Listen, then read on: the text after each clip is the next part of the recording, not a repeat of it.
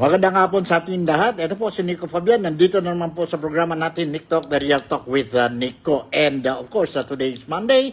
I would like to greet each and every one of us sa inyo po kung nasaan man kayo. Especially ang Filipino community dito po sa Malaysia, particularly dito po sa Sabah. And of course, ang mga overseas Filipino workers sa iba-ibang parte ng mundo, mga other Filipino migrants sa iba-iba bang nasyon. And of course, huwag natin kalimutan ang mga kababayan, kapatid at kaibigan natin dyan mismo sa bansa natin, ang Pilipinas. Kumusta kayo?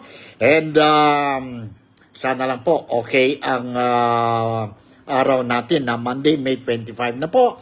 And we are starting a brand new, sabihin natin, this is, today is a brand new week para sa atin. It is exciting and expensive dahil po mahal na mga bilihan dyan po sa Pilipinas dahil lang po sa problema ng langis, no? Dyan po dahil sa conflict dyan po sa Middle East. At saka, ang dami tayong problema dyan sa Pilipinas. And today, as what I mentioned yesterday sa programa ko po, excited tayo dahil we want to know what will happen or dyan po sa Senado, no? Ang session nila today, which started at 3 p.m. In fact, kanina pa ako, I was monitoring itong session. And hanggang ngayon, still ongoing. And I cannot give you all ang ano nangyari sa Senado, but I can give you a portion of it, no? Ang mga hot issue lang po, ano nangyari from 3 p.m. hanggang ngayon po. Ongoing pa hanggang ngayon ang Senate hearing. And yes, I want to announce walang nangyari kudeta today po. Maingay ang sabihin natin na SB 11, SB 11 under the leadership of former Senate President Vicente Soto or si Tito Sen. In fact, 11 of them were shouting na mayroon na sila po. They agreed to put si Senator Sherwin Gatchalian to be the next Senate President po ng Kongreso dyan po sa Senado in the event ang kudeta will come to reality today po, no?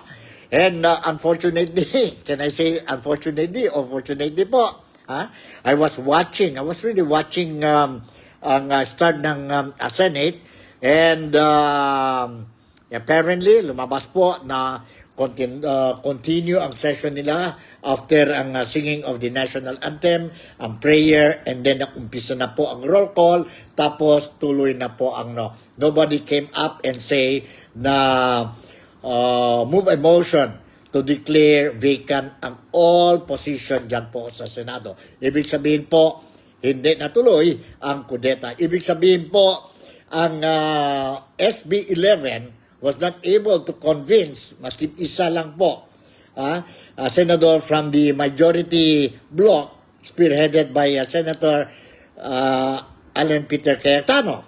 It means solid na solid ang Brave 13 po, ang grupo ng majority bloc. So, walang nangyari.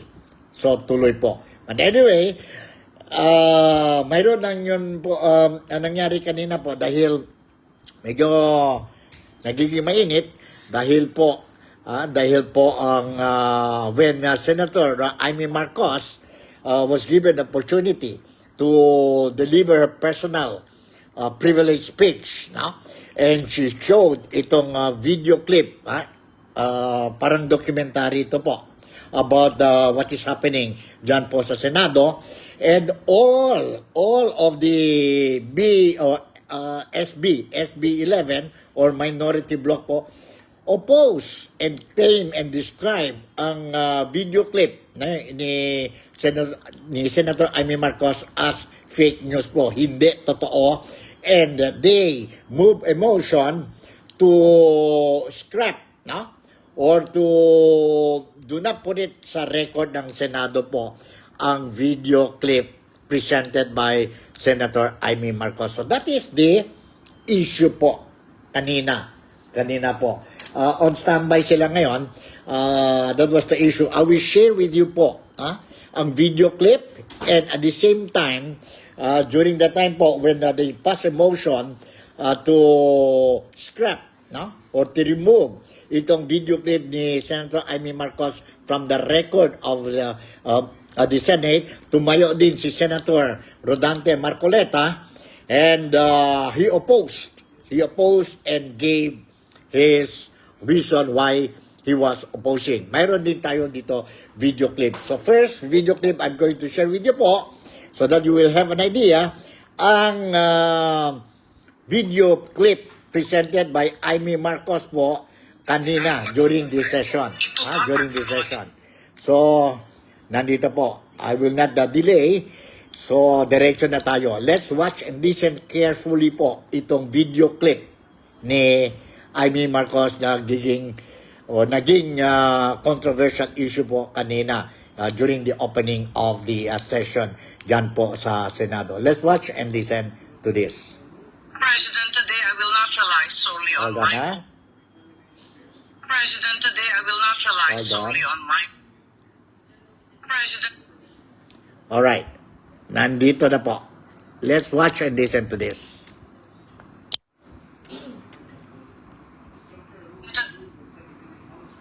I will not rely solely on my own words. I will present before this chamber a short video containing documentation, footage, and statements directly connected to the ongoing efforts toward term extension and charter change. With your permission, therefore, may we now direct the technical team to play the video presentation. Bakit nagpalit ng liderato sa Senado? May I be allowed to humbly move to declare all seats vacant, Mr. President? With 13 affirmative votes, 10 negative votes, and 1 abstention, the positions in all the positions in the Senate is hereby declared vacant. Bakit ito niluso?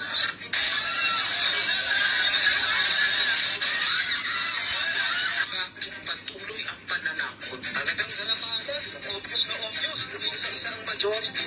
Bakit may panggigipit? Pinakakasuhan ng Ombudsman si Senator Rodante Marcoleta ng plunder at indirect bribery. Bakit may pagbabaluktot ng punto? Hindi ito nilang publiko. Kahit na may naganap para sumantra ng hapon, ang balian, alas syempre, nagmamalaki nilang may nangamas na. Kasi kagilibidya, ang unang nag-update sa kasilangan sinagpay. Last convocation, next job, 10 p.m. Bakit may demolition job? Bakit may paita? Hindi matanggap. Napakarami pa. At narito mga sagot. Pero bago ang katotohanan, usapin na natin ang simulatin. I, Alan Peter Schramm Cayetana, having been elected to the position of Senate President, Hindi nagpalit ng liderato para sa impeachment. Hindi totoo ang pinapakalat ng mga nabulaga. Ito tintay, medyo nagkakudagan ka, kudagan. Ang impeachment ay labanan ng numero. Hindi ang mga Duterte aligned ang dapat mangamba, kundi ang mga sa umpisa pa lang ay may hatol sa Ang sinasabi sir ng ibang mga kritiko, itong Senate leadership shake-up ay tungkol lang daw sa impeachment. lahat na ikukunan. As I told you, may 12 kami. Si Bato is 13. So kahit nawala naman siya, ang pinag-uusapan dito is whether or not you will be able to get 60 votes. Hindi siya pagmumulan ng 60 votes. Wala siya doon eh. 12 kami. Bakit kami magkuku? I mean, 12 na kami kung ang pinag-uusapan lang natin ay impeachment. Actually, 9 lang ang kailangan para ma-dismiss. Yes, 12 kami.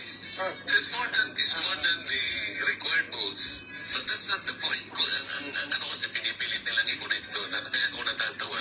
What is the connection there? gusto pang ipahihibit ang mga tinatawag nilang Duterte-aligned senators. Nananawagan pa ng partial kuno at pagiging patas, pero sa publiko, may mga pahayag na hindi makakatakas. While VP Sara is in power, the threat of a full-blown Duterte comeback is still a very real and present danger. Bakit ganito ang desperasyon? Bakit hindi may kubli ang gigil? No, Bakit natataranta ang lahat? I move to endorse to the Senate the resolution setting forth the articles of impeachment. Narito ang pagsisiwala. Noong April 22 sa Soler, nagkita si Tito Soto at House Speaker para 1987 Constitution habang nakaupo si Bongbong Marcos. Kasama ni House Speaker D ay si South Cotabato Congressman Ferdinand Hernandez. Kasama ni Soto ay ang dating Senate Secretary na si Mark Mendoza. Kolas ang gusto nilang vote ng charter change. Muling sinusulong sa Kamara ang charter change o pag-amyenda sa konstitusyon sa pagpapalita ng Constitutional Convention. Is something we're doing inside the plans of a possible no-election scenario. Ang pag-aamyenda ng konstitusyon sa pamamagitan ng Constituent Assembly. At para makakuha ng suporta sa Senado at sa Kongreso, ito dapat ang mga nilalaman. Dapat ma-extend ang termino ng mga senador at congressmen na mawawala na sa pwesto by 2028. Ang eleksyon sa bawat senador ay magiging by region. Nagdiskusyon sila kung 2 o 3 senador per region.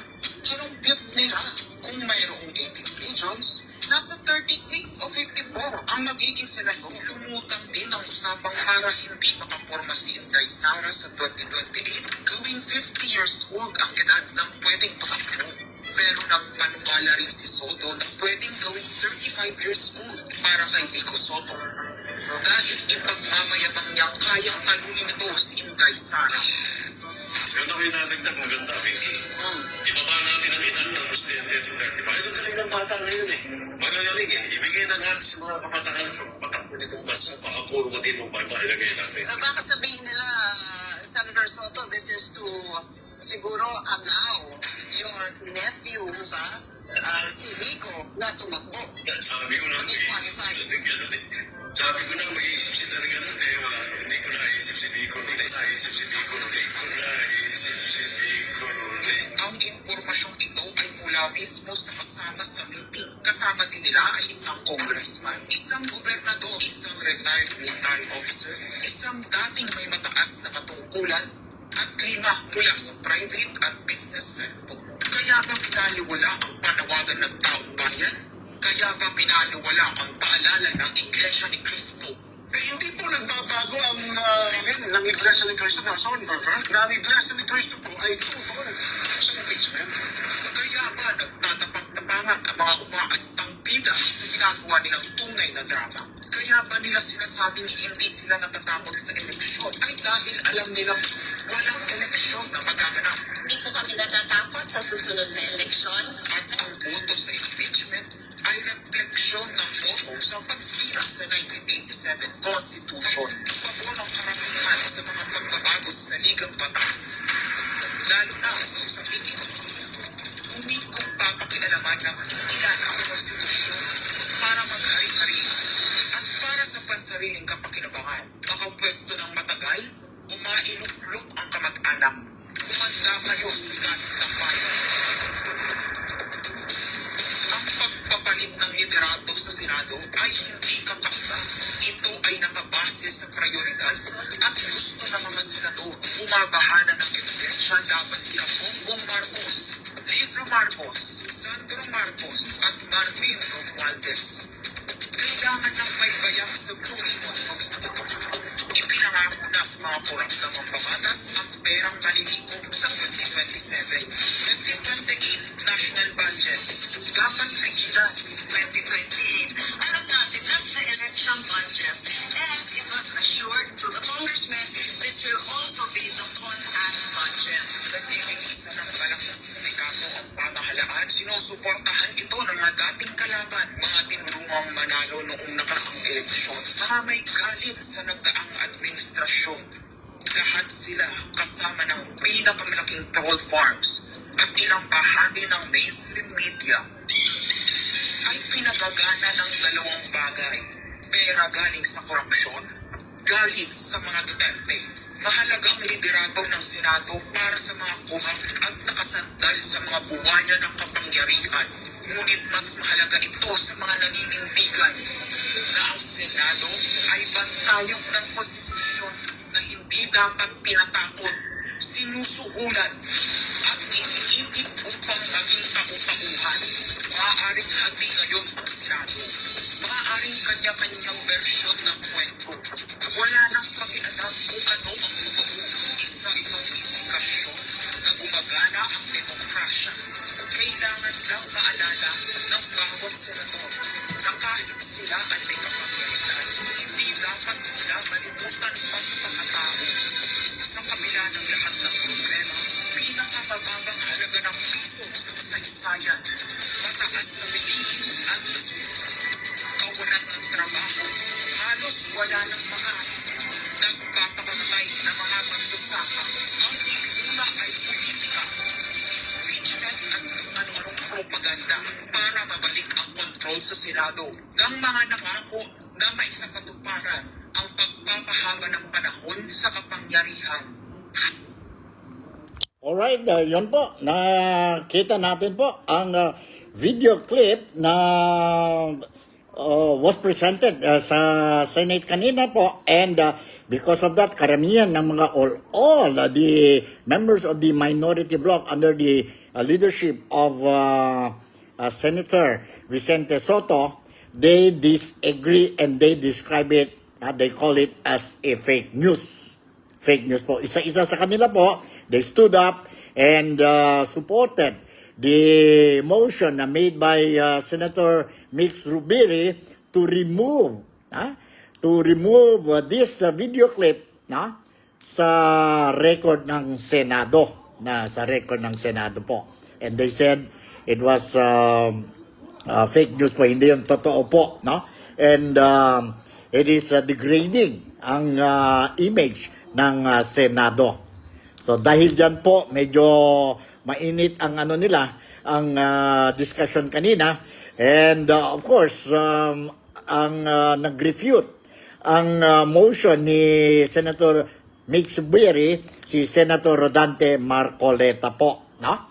And I will share with you po itong statement made by Senator Rodante Marcoleta tungkol bakit he said hindi dapat i-remove itong video clip sa record ng Senado. Nandito po. Let's watch and listen ang side naman ni Senator Rodante Marcoleta. Let's watch and listen to this. Mas premise Alright? Nandito po. Okay. on Section 93 of the Senate Rules. May I read this again, Madam President? Acts and language which offend a senator or any public institution shall be deemed unparliamentary. Madam President, I have not heard any word from Senator Jaime Marcos that offended the sensibilities of our counterparts in the minority.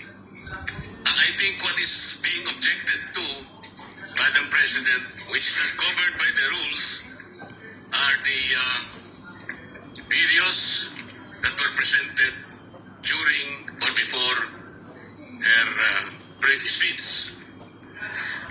Pwede ko bang malaman, Madam President, kung yung pinay-strike out, kasama po yung video na nakita natin na kung saan ay nagsasalita ang ating kasama, Senator Risa Ontiveros. Kasi po sinabi niya, while VP Sara is in power, the threat of a full-blown Duterte comeback is still a very real and present danger. Sa akin po, walang problema rin. Opinion niya yun eh. And we have to respect that opinion. Yan po ba'y pinaalis natin? Gusto ko lang pong malaman, isa-isahin natin. Pangalawa po, nakita ko rin po yung sarili ko. Kasi po, ako'y naanyayahan sa isang television program, tinanong lang po ako, totoo po bang merong connection yung coup? Kasi po, ang tawag coup eh, hindi naman po yung karaniwan nangyayari po sa buhay ng Senado yun eh. Palitan talaga yan. Maraming beses na po yan. Ang sabi ko po, kasi kinukonekta daw nila sa impeachment. Sabi ko, hindi po siguro. Sabi ko, dahil sa ngayon, 12 kami.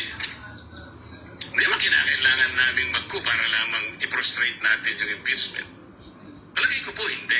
Yung po bang opinion ko na yun, tatanggalin? Gusto ko lang po malaman kasi po, meron pa po nga sinabi, I mean, sinungaling.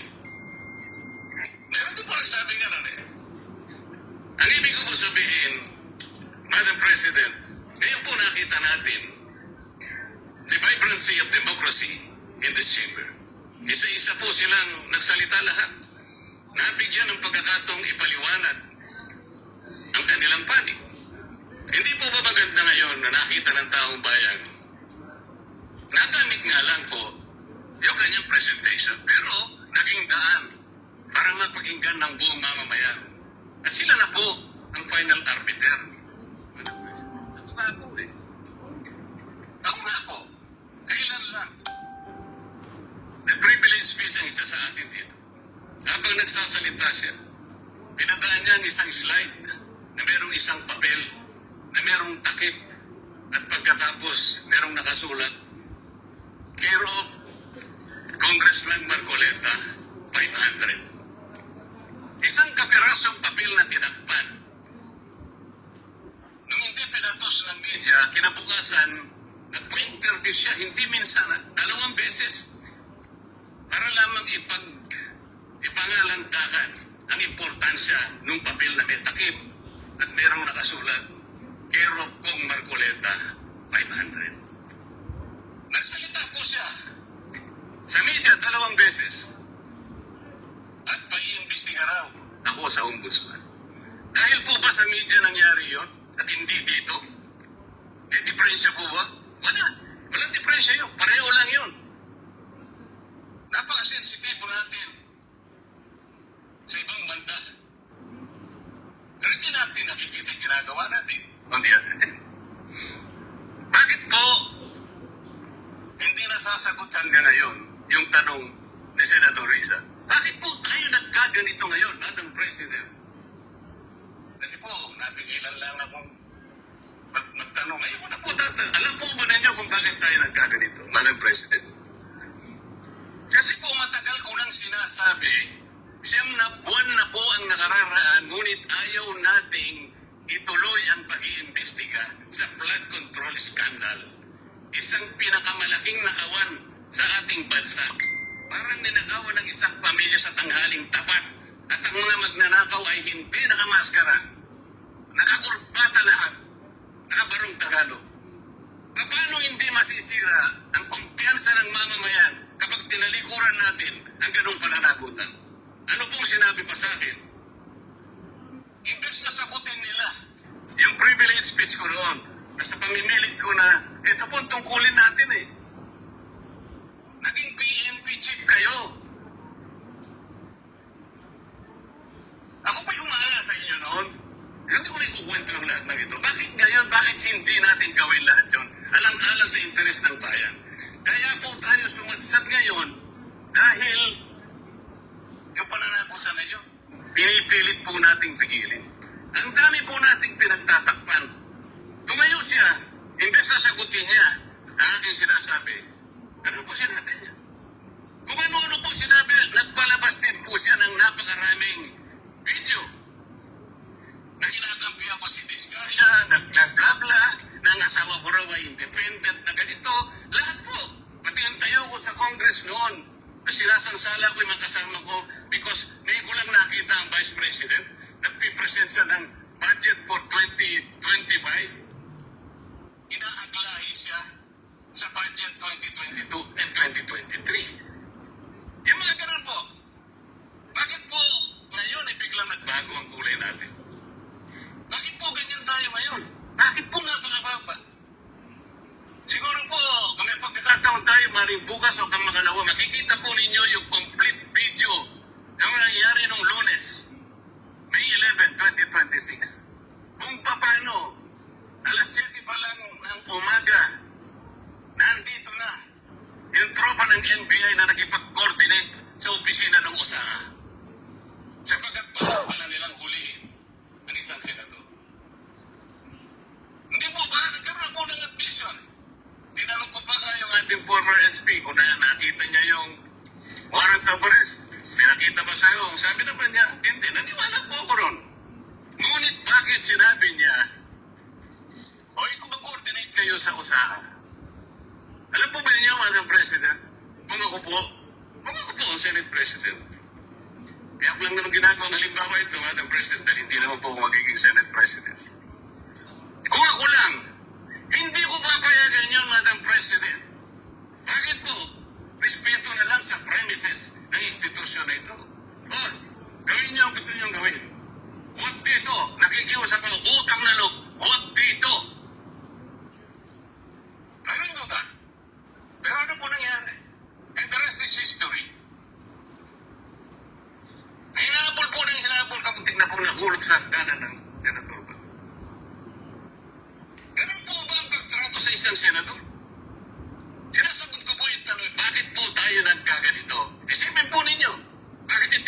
magsisimula doon. Meron po ba isa sa mga minority counterparts natin here, Madam President? Meron po bang isa na sumama sa akin nung ako'y nagsasalita na parang si John the Baptist, ako na lang ang isang nagsasalita?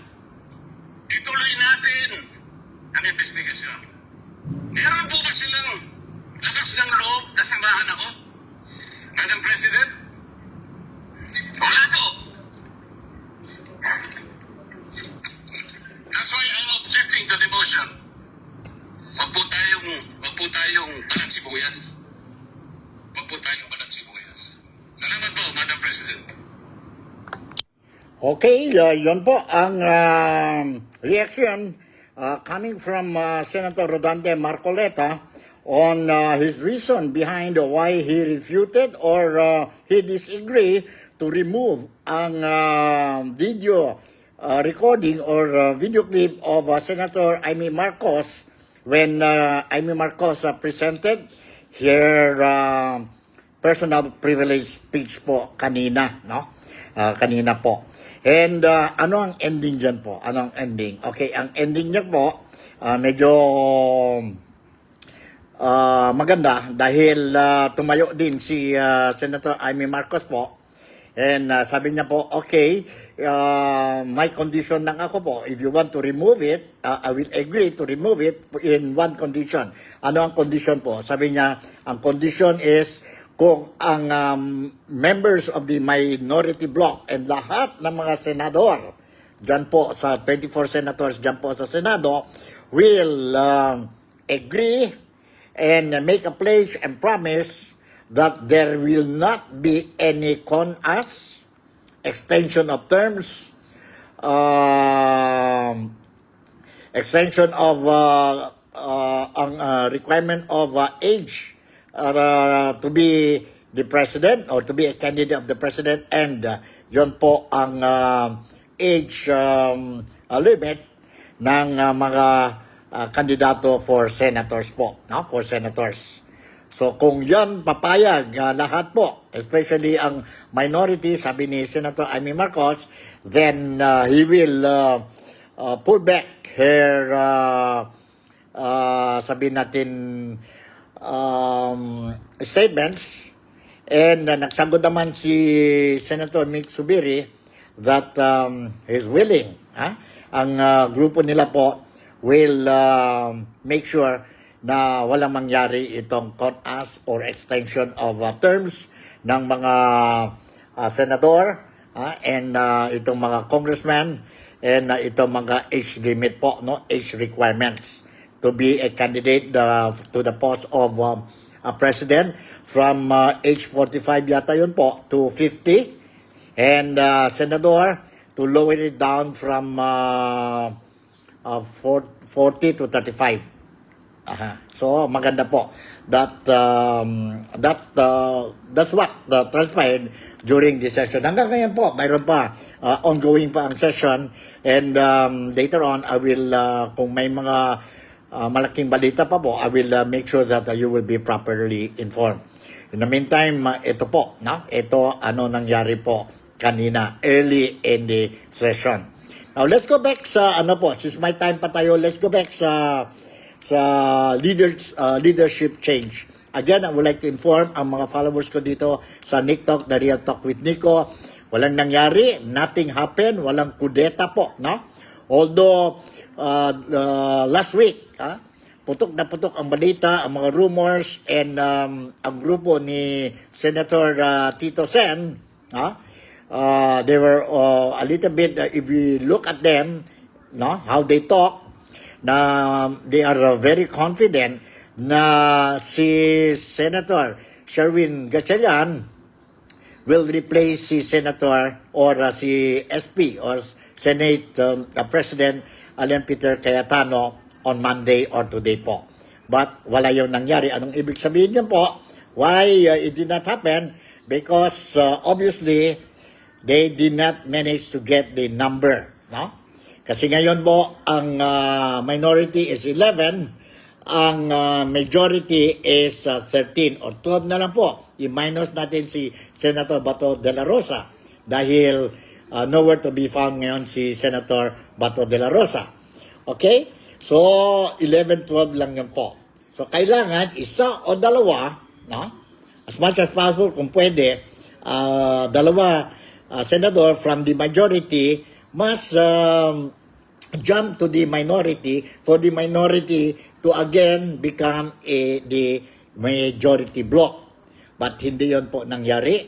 And as what si SP Cayetano keep on repeating, and saka mga members na po, na solid, brave 13 sila po. Nobody will jump. Despite ito, ano nangyari po, no? Mga kaso filed against them. In fact, out of the 13 members of the majority, I think 8 of them, no? Mayroon na po, lumabas ng mga balita-balita po na they will be facing cases, court cases po, no? Obviously, because they do not support ang Marcos administration. So, because of that, they have to face itong klase mga harassment. They call it harassment. If you will not support us, then we are going to find fault against you. And one of the strategy is to file cases against itong mga senador. In fact, si Senator Jigo Estrada, nandyan na po, no? Ang kaso ni Senator Chis Escudero, mayroon din rumors or stories that there is a possibility na mag-file din cases against Ruben Padilla, against Senator Bongo, against sino pa yun, Loren Legarda, dahil po sa anak niya po, si Congressman Leandro.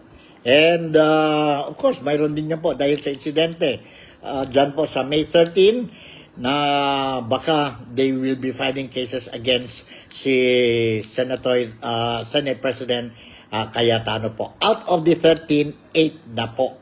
8 na po. So, ako din, if you ask me, I was really monitoring po kung kaya ba ang minority bloc to replace si Cayetano. For me, it was a little bit mahirap po, no? And I was monitoring my interviews kanina this morning po sa mga national TVs dyan po sa Manila. Interview sila sa members of the minority bloc.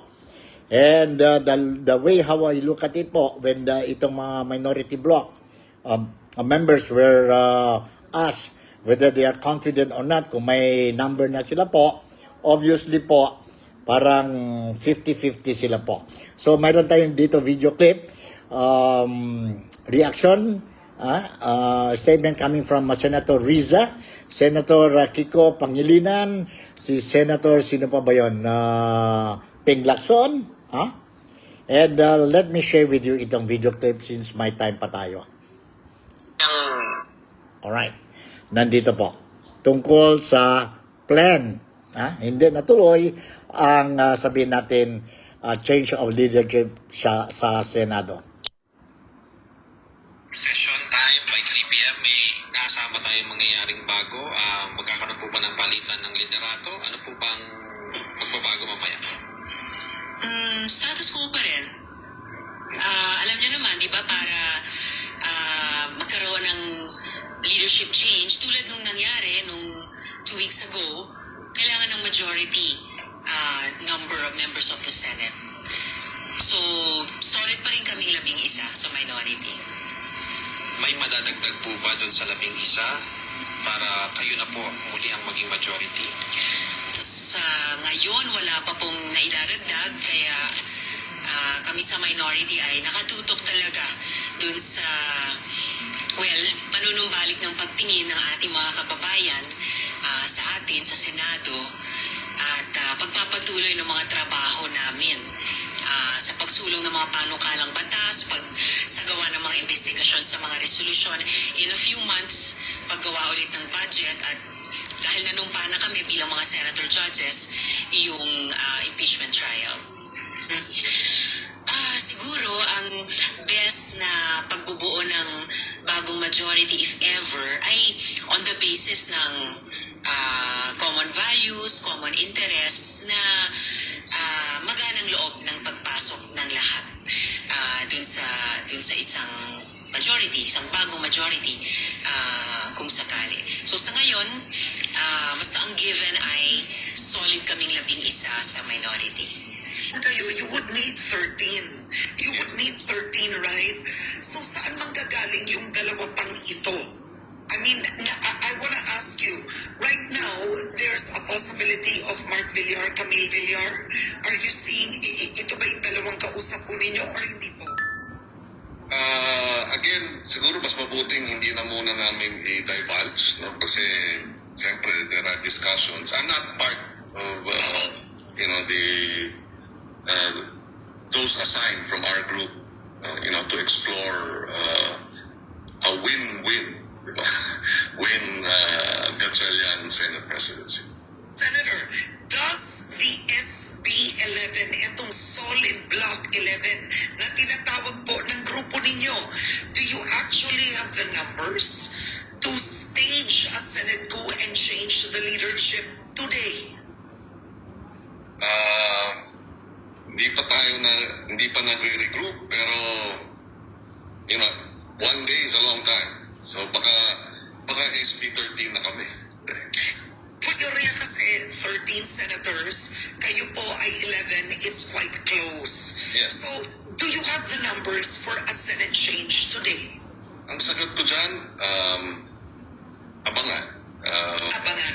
Every day, there are many meetings, so we will see.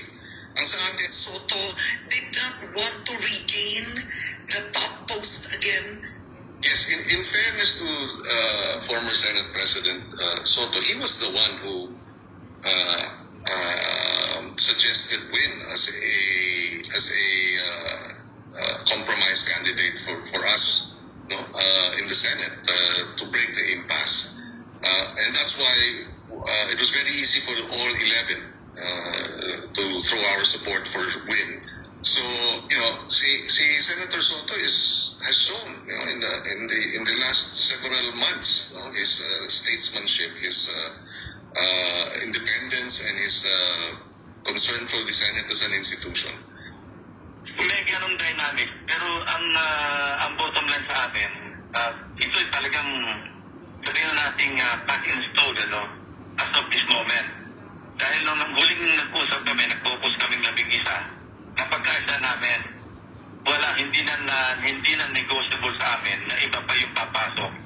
Kung gusto nila sumama, si Senator Sherwin ang gusto naming Senate President. Parang all or nothing na kami kay Senator Sherwin. Come what may, pag hindi namin ako yung majority, kung hindi rin lamang si Senator Sherwin, kasi tinagana namin sa bato yun ang pananaw namin, ang unang-unang dapat gawin ng Senado sa ngayon ay ibangon o bawiin ibangon yung integridad. 10 years na tayo sa Senado, naging chairman tayo ng Economic Affairs Committee, Energy Committee, Basic Education Committee, Ways and Means, na medyo komplikado, at pinakahuling Finance. At tingin ko marami naman na tayong natutunan sa Senado, lalo na yung mga komplikadong committee. Kaya kung handa talaga. Alright, yan po. Nakarinig natin ang reaction earlier before the, sabihin natin, Senate session that started at 3 p.m. Kanina, this afternoon. So, for your information pala, yon motion of Milk Subiri to remove ang video clip ni Senator Amy Marcos po, lahat sila po ng minority bloc except si Senator Lito Lapid hindi nag-support ang sabihin natin motion made by Senator Zubiri. For the first time po, for the first time, si Senator Lito Lapid did not support ang decision ng minority bloc, ang members ng minority bloc. May meaning ba yun o hindi? I don't know, kayo nang bahala. But anyway, before I'm going to sabihin natin na end itong chapter natin or today episode, I just want to invite lahat ng mga followers ko po, ang mga Filipinos, mga friends natin foreigners, if you are thinking of having a holiday, huwag natin kalimutan po, today is the best time to come and visit Sabah po because mayroon tayong celebration by the end of this month. May 30 and 31st, we call it the Kamatan Festival po. No? And it is a very colorful festival being celebrated nationwide and month-long celebration ito po. Let's watch and listen ang Paramount Leader ng Kadazan Duzon dito po sa Sabah tungkol sa Kamatan Festival. Ang ending nito po, ang finale will be on May 31 and that will be on Sunday. Let's watch and listen to this po. All done.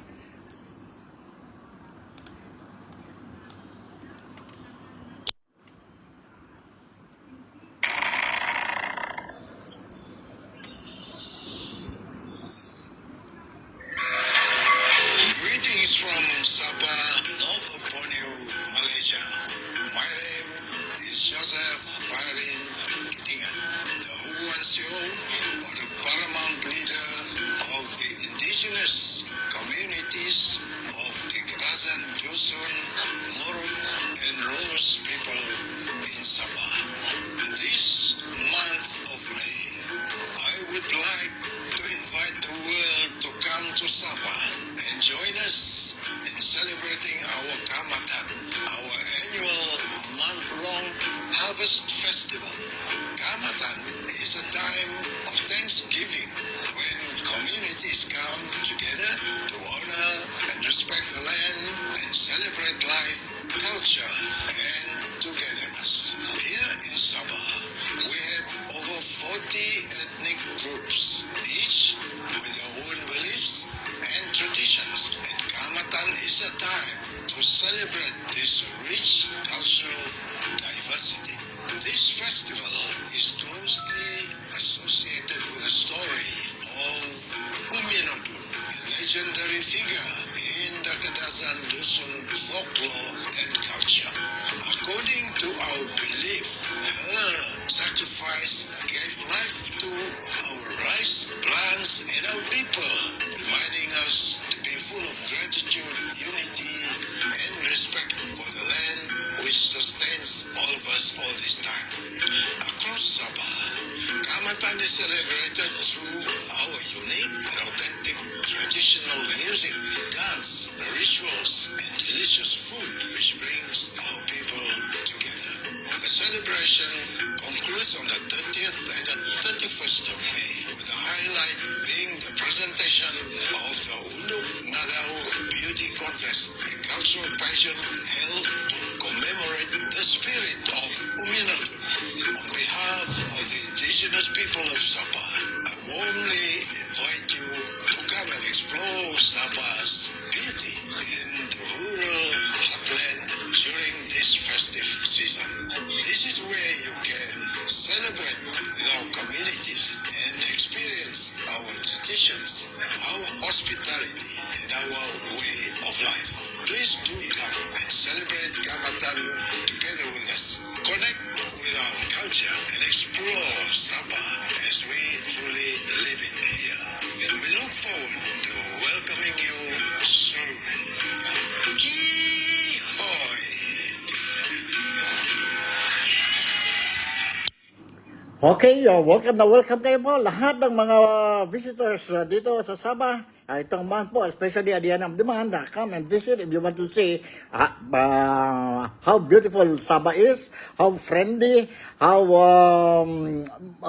maganda ang Sabah, and worthwhile coming to visit Sabah po, no? And experience ang Pesta Kaamatan po, Harvest Festival. So with this, Nico Fabian once again would like to say thank you very much for making me today a part of your day today. Hidup Malaysia! Sababolde, mabuhay ang Pilipinas, peace on earth. God bless us all, and I'll see you in my next episode. Bye! Ingat kayo!